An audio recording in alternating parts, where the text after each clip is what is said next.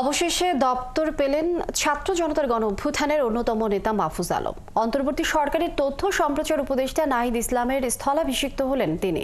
বিকেলে তাকে তথ্য ও সম্প্রচার মন্ত্রণালয়ের দায়িত্ব দিয়ে এই সংক্রান্ত প্রজ্ঞাপন জারি করেছে মন্ত্রিপরিষদ বিভাগ। রহিম রুমনের প্রতিবেদন। নতুন রাজনৈতিক দলের নেতৃত্ব দিতে ২৫ ফেব্রুয়ারি প্রধান উপদেষ্টা ডক্টর মোহাম্মদ ইউনূসের কাছে পদত্যাগপত্র জমা দেন জুলাই অভ্যুত্থানের নেতৃত্ব দিয়ে অন্তর্বর্তী সরকারের তথ্য ও সম্প্রচার মন্ত্রণালয়ের দায়িত্ব পাওয়া নাহিদ ইসলাম।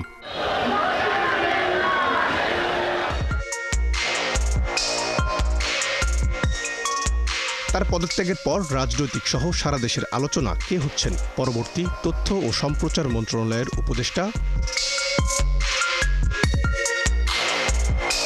এমন প্রশ্ন যখন ঘুরপাক খাচ্ছিল রাজনৈতিক অঙ্গনে, তার একদিনের মধ্যেই দপ্তরবিহীন উপদেষ্টা মাহফুজ আলমকে তথ্য ও সম্প্রচার মন্ত্রণালয়ের দায়িত্ব দিয়ে প্রজ্ঞাপন জারি করেছে মন্ত্রিপরিষদ বিভাগ।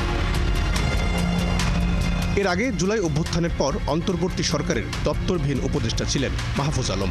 এই উপদেষ্টা মাহফুজ আলমকেই নিজের যুক্তরাষ্ট্র সফরে জুলাই অভ্যুত্থানের মাস্টার মাইন্ড দাবি করেছিলেন প্রধান উপদেষ্টা ডক্টর মোহাম্মদ ইউনূস।